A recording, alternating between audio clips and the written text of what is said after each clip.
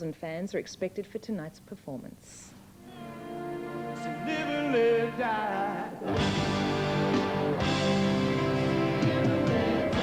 After a successful Perth performance, Paul McCartney has hit Melbourne. The outdoor venue at the Melbourne Cricket Ground is ready. 250 builders, lighting technicians and scaffolders have worked for the past 7 days constructing the stage. The audience will be seated in the Great Southern Stand and on the arena itself. And come rain or shine, the band will play. With tickets sold out for tonight's performance, organisers expect up to 100,000 people over the 2 nights to hear the McCartney magic, his first trip down under in 17 years.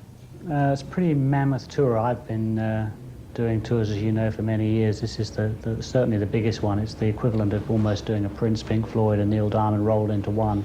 Covers, plywood and artificial grass have been placed over the pitch to protect the hallowed turf. In his only Melbourne media conference this afternoon, Paul McCartney said he was looking forward to playing here again and performing some of the classics he and John Lennon made famous as the Beatles. It's just different now. You know, people say, are you as happy, is it as good as the Beatle days? Yeah, it is, but it's different. You know, I've got 4 kids now. I'm 50 instead of 20. With everything in readiness, Paul McCartney by himself is set to create an MCG atmosphere worthy of a Carlton-Collingwood finals clash. Simon Breer, 7 Nightly News.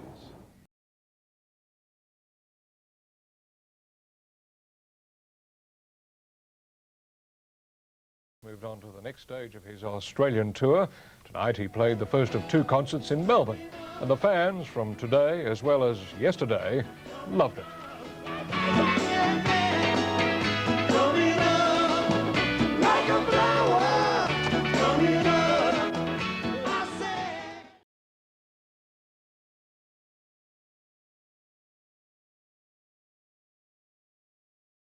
$60,000 people poured into the Melbourne Cricket Ground tonight for some Paul McCartney magic. It's been 17 years since McCartney last wooed Australian audiences. The concert was a sellout, with fans either seated in the Great Southern Stand or on the arena itself. When McCartney took centre stage, the MCG rocked to its first concert for nearly 2 decades. Asked the girl what she wanted to be. She said, baby, can't you see? McCartney plays in Melbourne again tomorrow night before taking his Down Under tour to Adelaide.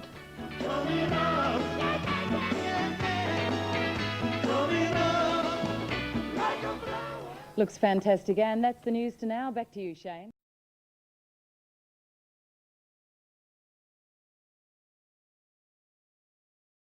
Came close to missing out on the long-awaited Paul McCartney concert last night. The ex-Beatles rocker was stranded for 3 hours in Sydney after mechanical problems forced his private jet to re-land shortly after takeoff. Paul McCartney's delayed arrival into Adelaide meant gates weren't opened until 7:30, more than an hour and a half late. Queues stretched for hundreds of metres around Adelaide Oval.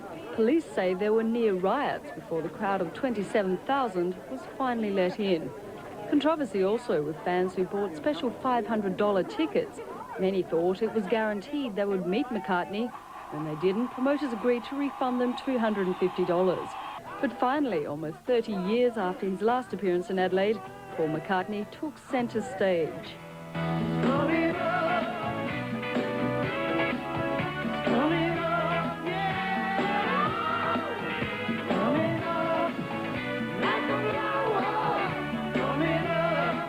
Surrounded by an impressive light show, McCartney showed that his music stands the test of time. Baby, you can drive my car.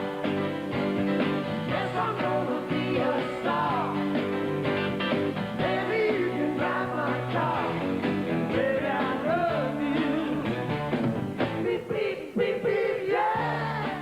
Promoters claim the 2-hour show as a sellout, but at a cost of $500,000 to stage. They say they'll be lucky to break even. Susan Harrington, 7 Nightly News. Great show.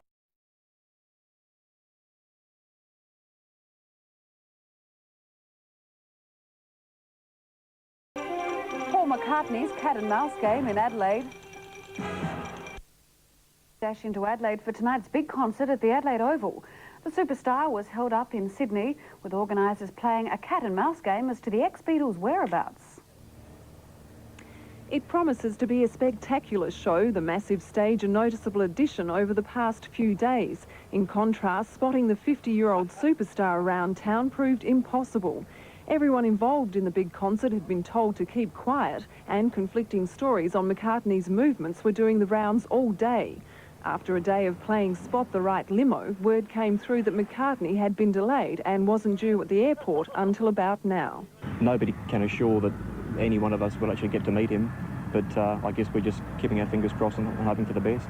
These people had 500 very good reasons for wanting more than a glimpse of McCartney. 50 fans paid $500 each on the premise they'd get to meet the man.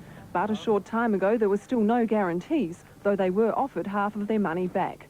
McCartney's support act, Jenny Morris, was easy to find. Used to being the star act, she had no qualms about playing second fiddle tonight. Paul's show is amazing. Astrid Adzis, National 9 News.